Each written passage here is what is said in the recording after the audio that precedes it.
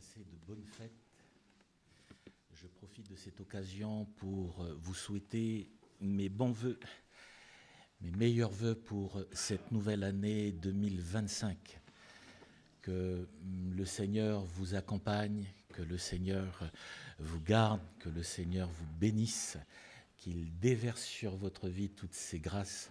On a un Dieu bon, un Dieu merveilleux, et comme nous l'avons chanté, un Dieu qui est capable de faire au-delà de ce que nous pouvons imaginer. Demain, nous avons notre pastorale à Metz, la pastorale du Grand Est. Merci de prier pour cela.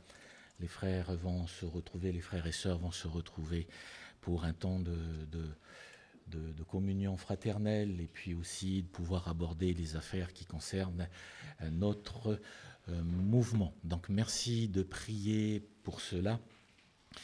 Nous voulons nous attendre à la grâce de Dieu. Je suis grippé, alors ne soyez pas surpris si à la sortie je ne me tiens pas derrière. Il y a des choses qu'on évite de partager. Voilà. Je vous propose ce matin une lecture dans le livre de Jérémie, au chapitre 29 et le verset 11. Je crois que pour cette nouvelle année, il est bon pour nous effectivement, comme il a été dit depuis le début de ce culte, de pouvoir formuler des vœux de bénédiction sur nos vies, sur notre Église, sur nos familles. Le Seigneur dit ceci, « Car je connais les projets que j'ai formés sur vous, dit l'Éternel, projets de paix et non de malheur, afin de vous donner un avenir et de l'espérance. Car je connais les projets que j'ai formés sur vous, dit l'Éternel, projets de paix et non de malheur, afin de vous donner un avenir et de l'espérance. » Je pense qu'en tant que chrétiens, on s'est tous à un moment donné accaparé ce verset. Dans des moments précis de notre vie, on l'a pris pour nous. Seigneur, tu as effectivement pour ma vie, tu as pour l'Église des projets, tu as formé sur nos vies des projets. Et je crois que pour l'année 2025, il est bon pour nous d'avoir toujours cet objectif de dire premièrement, pour l'année 2025, que Dieu est un Dieu attentionné, un Dieu qui est prévenant, un Dieu qui est bon, un Dieu qui va nous accompagner durant toute cette année. Il l'a fait l'année dernière, il l'a fait durant les années précédentes, mais pour cette année qui s'ouvre devant nous, il y a cette attention de Dieu à notre égard. Notez qu'il est dit « je connais ». Je connais les projets. Ensuite, il dit « mais j'ai formé ». Bien sûr, ce texte s'adresse à Israël, mais sans tordre le sens des Écritures, je crois que nous pouvons aussi nous accaparer ce verset. Je connais, j'ai formé, et je veux vous donner un avenir et de l'espérance. L'avenir, ça nous fait toujours peur, parce qu'on ne sait pas ce que l'avenir a pour nous. Mais le Seigneur lui dit ceci, mais j'ai de l'attention pour votre vie. Je connais les projets. Ce qui est formidable avec le Seigneur, c'est qu'il nous connaît parfaitement. Il y a un moment donné où Jésus dit ceci, « Je suis le bon berger ». Et ce n'est pas anodin quand le Seigneur dit « Je suis le bon berger », il fait allusion au psaume 23. Et quand il parle du bon berger, il pense aussi à la vie de David. David, quand il vient à un moment donné vers le roi Saül et il se présente pour aller, et il veut aller combattre Goliath, quand il se présente, il dit « mais je suis un berger, mais je n'ai pas hésité à me dresser face aux bêtes féroces. » Il dit, quand il y avait un lion en face de moi et mon troupeau, eh bien je me mettais entre mon troupeau et le lion. S'il y avait un ours, et même si l'ours avait dans sa gueule une brebis, David dit, mais j'allais chercher la brebis. Jésus dit ceci, mais je donne ma vie. Le bon berger donne sa vie pour les brebis. Et on voit dans le Seigneur, eh bien, cette attention toute particulière. Mes frères et sœurs, comme on le dit souvent, nous ne sommes pas des numéros de sécurité sociale devant le Seigneur. Nous ne sommes pas un numéro lorsque parfois on va en grande surface et on s'arrête au stand de charcuterie, on prend un numéro et on attend son numéro. Ou si on va se faire une prise de sang, on prend un numéro et on attend, on est le numéro un tel. La Bible nous dit ceci, Jésus dit ceci, je connais mes brebis et je les appelle par leur nom. Le Seigneur de dire, mais quand tu étais dans le ventre de ta mère, je te connaissais déjà. Et ici, il est dit, mais je connais les projets que j'ai formés sur vous. Il y a cette attention de Dieu, un Dieu attentionné. Et pour cette nouvelle année, eh bien ça nous rassure. Hein. Moi, ça me rassure. Tranquille. Le Seigneur est là. Il a été fidèle et il nous conduira encore et encore. Les attentions de Dieu sont bonnes. Il dit ceci, mais je connais les projets que j'ai formés, et il rajoute bien, ce ne sont pas des projets de malheur, mais des projets de paix. Le mot paix ici, c'est le mot shalom. Et quand vous étudiez le mot shalom, quand vous rentrez dans littéralement, ce n'est pas seulement la paix. Ce mot est bien plus large que cela. Ça parle du bonheur. Il est question d'être heureux. Et il est dit ici, mais j'ai des projets de paix. J'ai des projets de bonheur. Et quand on vient au psaume 23, il est dit, mais oui, le bonheur et la grâce m'accompagneront tous les jours de ma vie.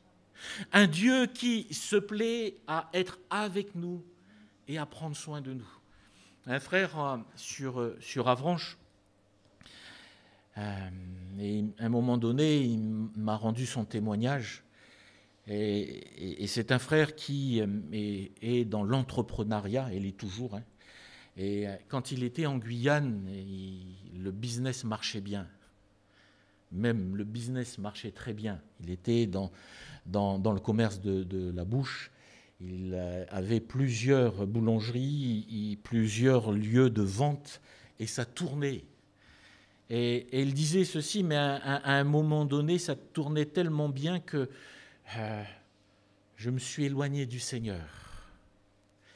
Et dans son parcours, il expliquait, il dit, mais de là où j'étais, je me suis retrouvé SDF. Parce qu'à un moment donné, les choses ont tourné et les choses se sont inversées. J'avais abandonné le Seigneur. Et il dit, mais heureusement que ma sœur m'a hébergé. Et au fur et à mesure, il s'est rapproché du Seigneur. Et au fur et à mesure, le Seigneur a commencé à le relever. Aujourd'hui, il a de nouveau une entreprise qui fonctionne très très bien. Mais à chaque fois que je le voyais, il disait toujours ceci. Je dis, alors, comment ça va ? Est-ce que tu vas bien ? Il me dit, tu sais Jean-Christophe, Dieu est au contrôle. Dieu est au contrôle. Un gars qui, à un moment donné, a été béni, entre guillemets, financièrement, un gars qui s'est retrouvé dans la rue, mais il pouvait dire ceci, Dieu est au contrôle. Et à chaque fois que je le voyais, aujourd'hui on le dit souvent, Dieu est au contrôle, mais lui il me faisait rire à chaque fois. Ça va ? Ouais, Dieu est au contrôle. Je dis ok, ça roule. Mais je connais, j'ai formé, je vous donne un avenir et de l'espérance. Et c'est formidable de marcher avec le Seigneur. Parce qu'on voit qu'il y a comme une bénédiction. Dieu est attentionné, mais Dieu bénit. J'ai des projets de paix, j'ai un avenir, j'ai une espérance.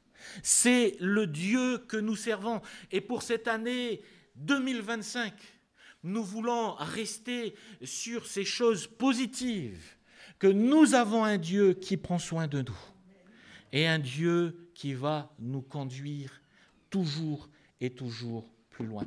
Notez une chose, c'est qu'il est dit, car je connais les projets. Les projets, c'est un but qu'on propose d'atteindre. C'est ça le projet. On a un objectif, on a un but, et les projets, c'est d'atteindre. C'est-à-dire qu'on n'y est pas encore. Et si Dieu est attentionné à notre égard, l'Écriture nous montre que pour entrer dans la bénédiction de Dieu, et notre frère Fred nous a rappelé cela dimanche dernier, si nous voulons entrer dans la bénédiction de Dieu, il faut être intentionnel. Ce sont les violents qui s'emparent du royaume de Dieu. Dieu dit, j'ai des projets de paix. Il dit, je vais vous donner un avenir et de l'espérance. Mais notez qu'au verset 12, Dieu nous demande d'être intentionnel. Vous m'invoquerez et vous partirez. Vous m'invoquerez, vous rechercherez ma face. Vous viendrez me demander conseil et vous partirez. Vous me prierez et j'exaucerai. C'est-à-dire que Dieu va exaucer dans la mesure où nous sommes intentionnels et on va rechercher la face de Dieu, on va le prier. Le verset 13 dit ceci, « Vous me chercherez et vous me trouverez. » Et il est dit, « Si vous me cherchez de tout votre cœur. » Ce sont les violents qui s'emparent du royaume de Dieu. Et quand on parle de projet, nous sommes dans une situation et nous allons vers un but. Dans nos vies, nous sommes dans cette situation, mais nous allons vers un but. C'est pour cela qu'on dit, mais un échec ne nous définit pas. Ce n'est pas parce que j'ai eu un échec que je suis un échec ambulant. C'est à un moment particulier. Mais lorsque nous marchons avec le Seigneur, on est toujours dans cette continuité. Et il faut être intentionnel. Il y a un moment donné où Dieu a des projets, mais à nous, les uns et les autres, de nous mettre en action pour nos vies, pour nos familles, pour notre Église, pour notre couple. Les couples sont attaqués. Les familles sont attaquées. Mais nous voulons être intentionnels et ne pas subir, mais être artisans du couple, être artisans de la famille, être artisans de l'Église et aller de l'avant. Aujourd'hui, comme disait Fred, aujourd'hui je suis là et je mange le fruit de frères et sœurs qui, avant, se sont investis pour cette église. Nous sommes dans un local où il fait chaud, où il fait bon d'y être. Nous sommes dans des locaux accueillants et aujourd'hui je suis là et je mange le fruit. Mais avant de manger ce fruit, il y a eu vous, mes frères et sœurs, et il y a eu d'autres frères et sœurs avant qui ont construit, qui ont amélioré les locaux pour que ça soit fonctionnel, qui ont investi financièrement. Et aujourd'hui, je peux venir dans une église où il fait chaud, où je suis content de retrouver mes frères et sœurs, où je suis content de louer et adorer le Seigneur, et je le fais librement. Mais avant, il y a des frères et sœurs qui ont payé le prix. Avant, vous étiez là et vous avez payé le prix. Nous avons besoin d'être intentionnels pour cette année qui s'ouvre devant nous. Tant au niveau de l'évangélisation de la ville, tant au niveau de nos locaux qui deviennent de plus en plus petits, tant au niveau de notre vie, de notre famille, de notre couple. Seigneur, donne-moi d'être intentionnel. Car je connais les projets que j'ai formé sur vous. Projet de bonheur et non de malheur. Et je veux vous donner un avenir et de l'espérance. Que le Seigneur nous donne toujours cette espérance, cette foi pour pouvoir toujours aller de l'avant. Même si les circonstances ne nous sont pas favorables, même si parfois nous marchons dans la vallée de l'ombre de la mort, même si nous sommes dans la vallée de Baca et nous sommes dans la souffrance, nous sommes dans les pleurs, le Seigneur, il est là et sa houlette et son bâton nous rassurent. Et le Seigneur va nous conduire encore et encore. Nous avons de l'espérance. J'ai l'impression que vous n'êtes pas convaincus. Je vous ai endormi.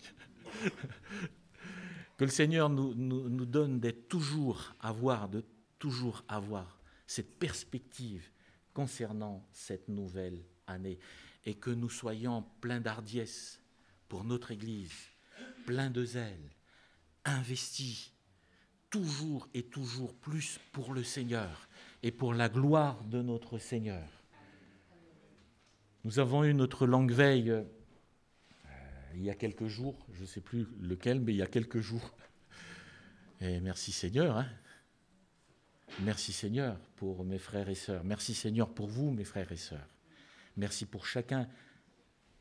Nous, on a bénéficié de ce moment. Certains avant préparé cela, ils n'ont pas pu venir, mais ils ont préparé cela aussi pour qu'on puisse profiter de cela. Merci Seigneur pour chacun d'entre vous. Mais tout ça est possible à partir du moment où les uns et les autres, on se lève comme un seul homme pour servir le Seigneur.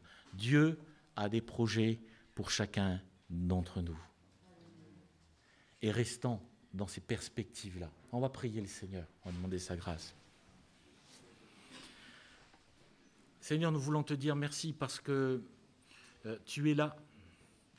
Tu es là pour nous, tu es là pour chacun d'entre nous. Et nous avons vu durant cette année passée, nous pouvons compter tes bienfaits et réaliser combien tu es un Dieu grand, un Dieu puissant, un Dieu si merveilleux. Seigneur, nous voulons t'adorer de tout notre cœur pour cette année passée et nous voulons placer cette nouvelle année encore sous ton regard et sous ta bienveillance. Merci de conduire nos pas, merci de diriger nos vies, merci Seigneur de nous conduire toujours plus dans ta volonté. Seigneur, nous avons faim et soif de toi et nous voulons que pour cette nouvelle année, ton nom soit glorifié, ton nom soit élevé dans cette région, dans cette ville. Seigneur, bénis notre Église locale, bénis mes frères et sœurs. Nous te bénissons et nous t'adorons au nom de Jésus. Amen, amen.